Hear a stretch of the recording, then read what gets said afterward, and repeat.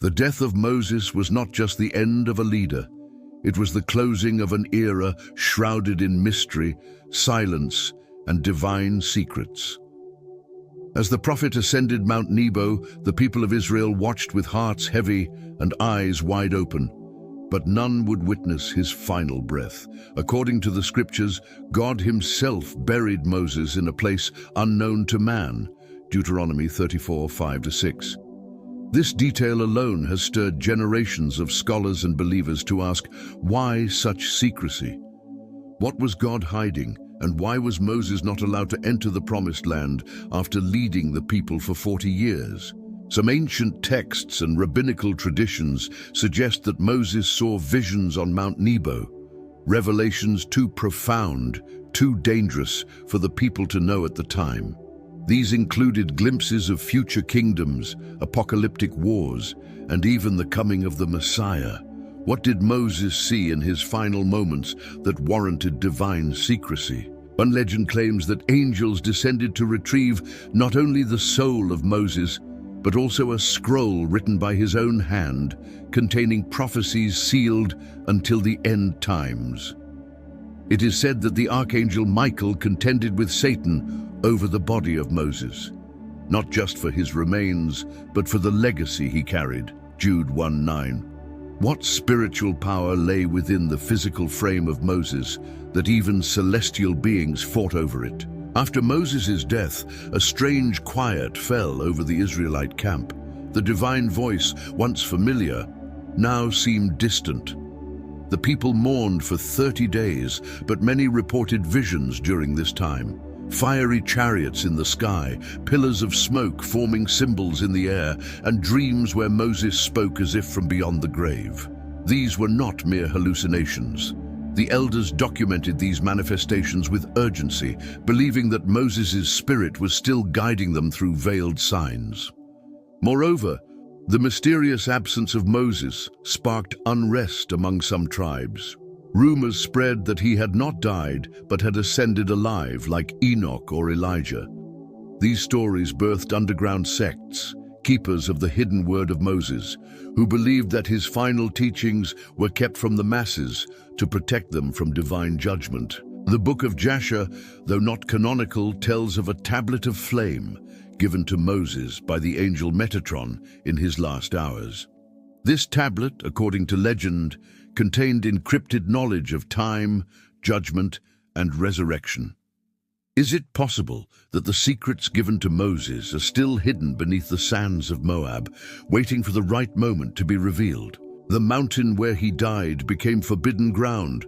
No one dared step upon Nebo again.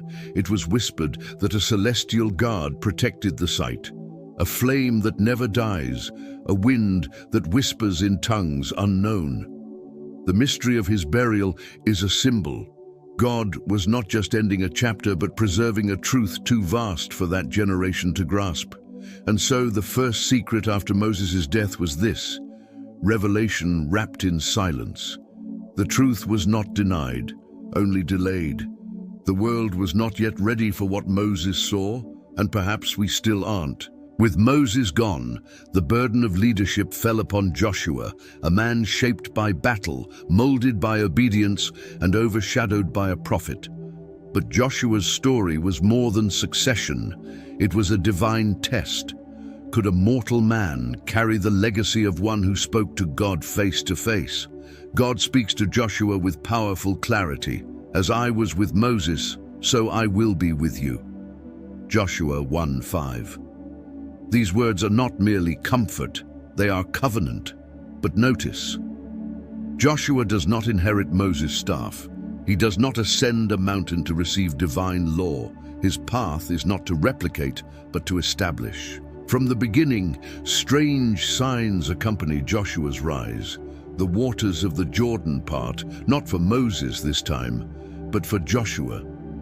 This miracle, parallel to the Red Sea crossing, signals that the same divine force is now with him. Yet there is a difference. Where Moses led the people out of slavery, Joshua leads them into battle. Here we begin to see the second secret, the transformation of divine leadership. Moses was a mediator, Joshua is a warrior. The age of revelation gives way to the age of conquest. And in this shift, God is showing something deeper. Different seasons require different vessels. The Spirit does not change, but its expression evolves. Yet Joshua's leadership is not without echoes of the prophet. Before the fall of Jericho, he encounters a mysterious figure with a drawn sword, who identifies himself as commander of the army of the Lord. Joshua 5:13-15. This celestial being gives Joshua divine strategy, just as God once did for Moses. Some scholars believe this figure to be a Christophany, a pre-incarnate appearance of Christ. Others argue he was an archangel. Regardless, the presence confirms that heaven is still intimately involved. But what is not said is just as important as what is. Joshua receives no new laws, no new tablets, no new rituals. He is not asked to perform miracles, only to obey. This silence reveals the third hidden secret. God's plan was already complete in Moses. Joshua was not to add, but to apply. The legacy of Moses was not just about prophecy, but preparation. And so Joshua walks forward, not as a second Moses, but as the first Joshua. Each victory is not only a conquest of land, but of fear, doubt, and generational trauma. In him, God shows that power can change form, but never origin. Even Joshua's failures, like the deception at Gibeon, reveal divine intent. They are not mere stumbles, but lessons carved into the journey of a nation still learning to trust the unseen hand of God. As he grows in stature, Joshua establishes a covenant renewal at Mount Ebal and Mount Gerizim. Here, blessings and curses are read aloud, a public affirmation that this is no longer Moses' generation. It is a people reborn. But the shadow of Moses never leaves. His memory lives in every law, every command, every step into Canaan. And perhaps this is intentional. The fourth secret is this: true leadership does not erase the past, but honors it while forging a new path forward. Joshua's book ends not with a triumphal hymn, but a quiet warning. As for me and my house, we will serve the Lord. Joshua 24:15. These words, simple yet eternal, echo louder than miracles. They are the legacy of a man who understood that leading in the shadow of a prophet is not a burden, but a sacred trust. The silence that followed Moses' death was not the end of his voice. It merely changed form. While the people moved on with Joshua, the deeper secrets left by Moses, those not written in stone but etched in time, began to resurface through visions, relics, and revelations that still ripple through history today. One of the most compelling mysteries is the tradition of the Scroll of Secrets. Ancient sources such as the Dead Sea Scrolls and the Pseudepigrapha mention writings attributed to Moses that were intentionally withheld from the public. These texts were believed to contain cosmic calendars, divine names, angelic hierarchies, and even veiled prophecies about the last days. Could it be that Moses, before his death, transmitted knowledge not meant for his generation, but for ours? Many rabbis and mystics assert that Moses' true mission was not merely the liberation of Israel, but the preservation of divine mysteries. These include the meaning of time, the structure of heaven, and the ultimate destiny of mankind. While the Torah gave Israel its path, the hidden scrolls preserved heaven's map. Even in the New Testament, Moses' influence lingers. During the transfiguration of Christ, it is Moses and Elijah who appear beside Jesus, representing the law and the prophets. But why Moses? Why not Abraham or David? Because Moses was the keeper of divine fire, the intermediary who touched glory and lived. The fifth secret is this: Moses was not just a prophet of the past, but a gatekeeper of what is still to come. There are reports throughout history of rabbis and mystics receiving dreams in which Moses speaks.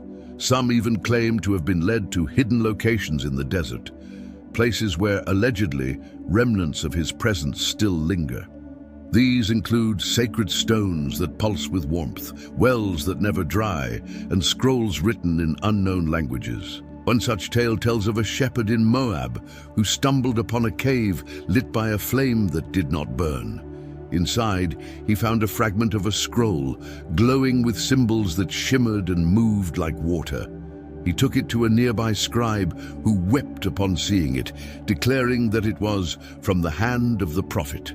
Could these relics be remnants of the divine knowledge Moses held? And if so, what is heaven waiting for before unveiling them to the world? Some say that the final secret will only be unlocked when the world reaches the same level of spiritual hunger that Moses carried on Mount Sinai. That only when hearts are broken open like tablets of stone will the true fire descend once more. The last pages of Moses' legacy are still being written, not with ink, but with lives. With every act of courage, every stand for justice, every search for truth, we echo the voice of the prophet. So remember this: the death of Moses was not a conclusion. It was a concealment, a divine pause in a story still unfolding. The secrets he carried live on, not buried in the dust of Nebo, but rising in those who dare to seek. Moses may have died on Mount Nebo, but his spirit roams the hearts of those who ask deeper questions. His secrets, though hidden, were never lost, only waiting for a generation bold enough to search beyond the visible. Are you one of them? If this journey through mystery and revelation stirred your spirit, subscribe for more biblical mysteries and untold truths. Hit the bell so you never miss a secret revealed. The prophet is gone, but his fire remains. The search continues.